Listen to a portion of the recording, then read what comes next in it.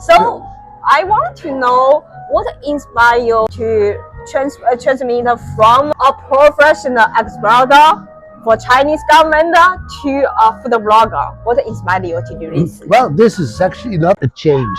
I'm already retired 8 years or something like that or more, but I'm very, very busy because I work with some Chinese big group where I am in fact the rotating chairman of the group. And we are basically very busy in education, international education, very complicated to explain, and also involved with the exhibition we do every year in Paris, in the Louvre.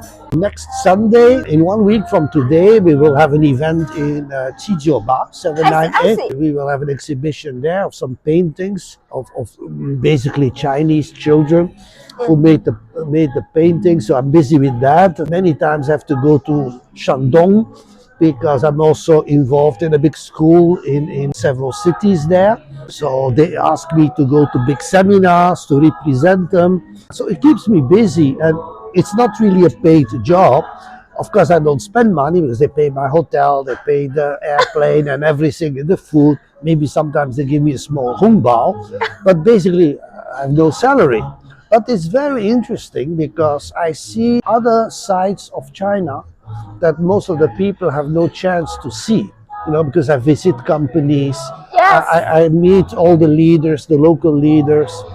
So it's a very interesting experience where you see the other side of China, because many people still think in the West that China is a poor country and many people are so poor. I visit all these companies and you see high tech, you know, fantastic high technology and modern buildings and modern laboratories and everything, and you say, wow, you know, oh my gosh, you know, there's a poor Europe. We have a lot of catch up to do. So it keeps me very busy.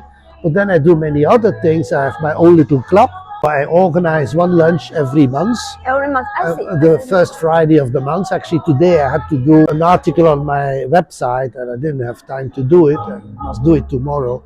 And so I have like 80 people on my list, and depending, because people are busy, they work, they must travel. So like the last lunch we have was on January the 3rd. We had only 21 people, which is not so much for me. Normally we have like around 30 people.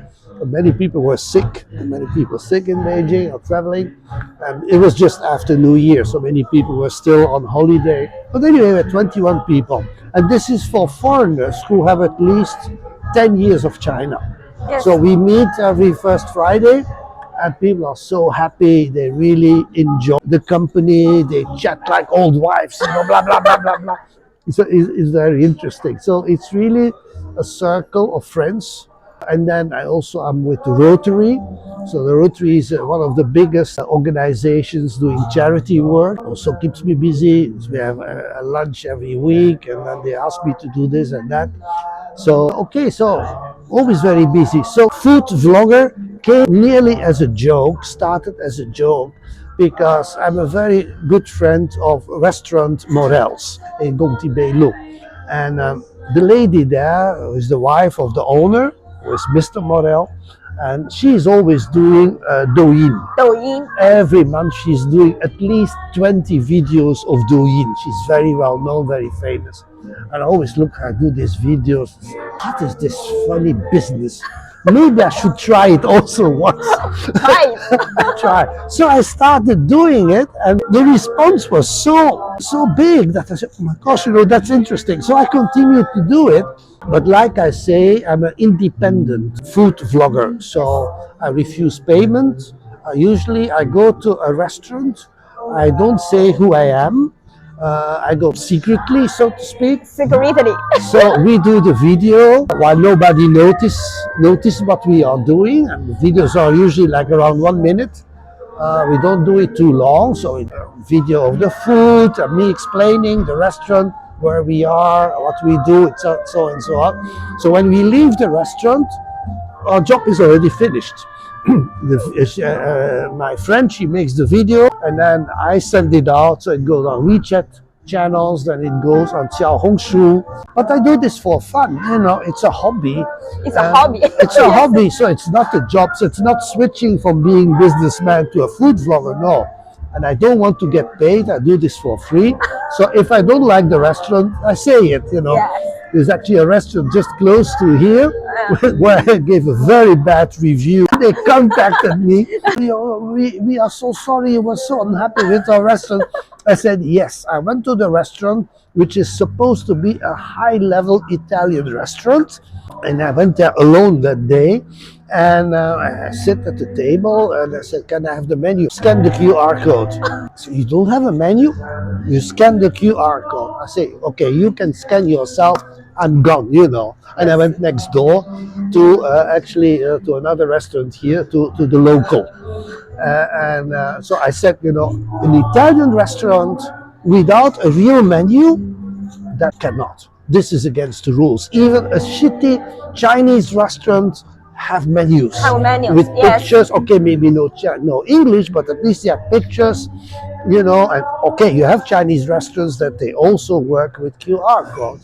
But if it is a foreign restaurant and so-called high-level Italian, and they on the menu, oh yes, because we are for the environment, we don't want to print the paper for the menu. I said, come on, you know, that's really nonsense. Doesn't make any sense. So I never went back there. They were very unhappy with me because I gave them a very bad review. Because, okay, so, I mean, it happens sometimes, but not so much. I go to a restaurant and they know me. And then it happened once we went to a Thai restaurant and the owner knew me. When I came into the restaurant, she said, oh, Lao Fan, oh, honey. So, okay, we ordered the food, we do the video, and in the end, Maidan. And then the waiter comes to me and says, no, it's no for need. you for free. For free. Yes. I said, no, this cannot, you know, I want to pay. No. So, okay, I took like 200 renminbi for a fee for the staff. So I went out at the door and I put it on the counter. No, I left it on the counter and we ran out. So, okay, yeah, I don't want, you know, to take advantage. Take advantage of a restaurant. Yeah. So that's actually the story of my funny restaurant visit. I'm having a beer in Beersmith and we are waiting for auditions. It's a very nice place. I like it a lot. Not been here since a long time. Cheers! The dishes have arrived. This is the porcini truffle burger. I have to discover exactly how this thing is. And this is the chicken breast, grilled chicken breast salad. Pretty nice. We are going to enjoy. Cheers!